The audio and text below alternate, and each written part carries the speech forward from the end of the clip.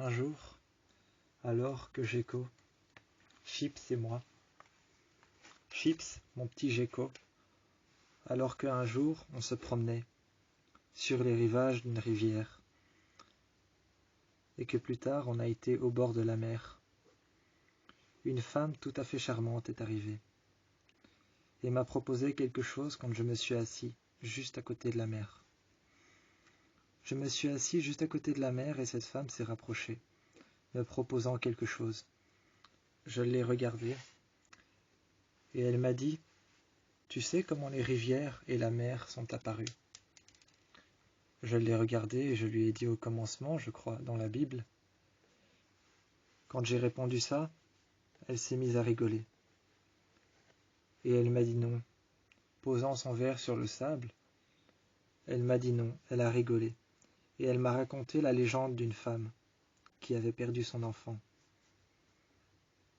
Je l'ai écoutée raconter la légende de cette femme qui avait perdu son enfant.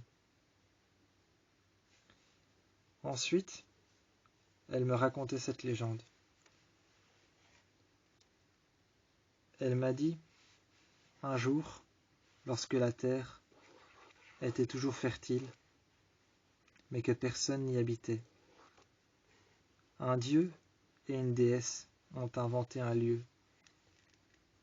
vide qui serait de la même couleur que l'eau, parce que la déesse, la mère de la jeune fille, était une amoureuse de l'eau, quelque chose qu'elle ne pouvait avoir, car cette chose se trouvait sur la terre.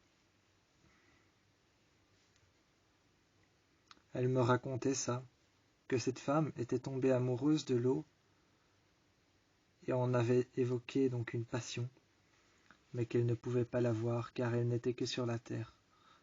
L'eau était partout sur la terre, mais cette déesse a demandé à son Dieu de pouvoir avoir de l'eau pour elle, pour toujours. Le Dieu a donc dit qu'ils allaient descendre de l'endroit qu'ils avaient inventé, le ciel. Mais seulement cet endroit créé par eux ne faisait qu'augmenter et devenir de plus en plus grand, étage après étage. Le Dieu décida alors de rompre une malédiction,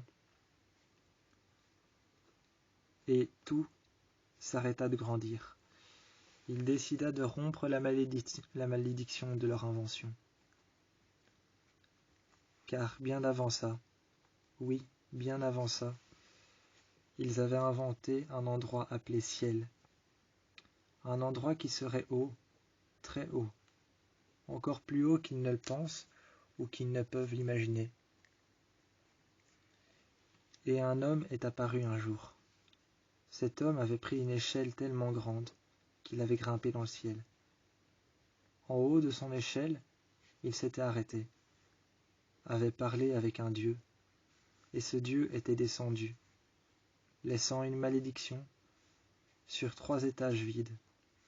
Mais seulement la déesse devait grimper d'un étage et aller habiter tout en plus haut. Ce qui posa problème à la déesse qui était tombée amoureuse de l'eau qu'il n'y avait qu'en bas. Le dieu mit fin à la malédiction de cet homme, qui ne faisait que monter avec son échelle, augmentant les étages de plus en plus et agrandissant la maison de la déesse. Elle décida alors de descendre, mais seulement en descendant, elle prit son fils en main, son jeune enfant, et le lâcha.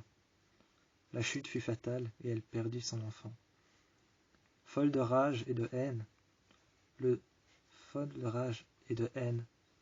elle descendit alors sur terre, mais ne trouvait rien. Le Père qui lui, était fou de rage pour avoir perdu son enfant, redescendit sur terre aussi. Seulement, la rage mit feu à la terre, créant ainsi le feu, l'ennemi de ce que la reine voulait avoir. Il créa ainsi le feu, l'ennemi de ce que la reine voulait avoir, de ce que la déesse voulait, un ennemi encore pire de ce qu'elle voulait, que la malédiction. Il créa le feu et brûla la terre.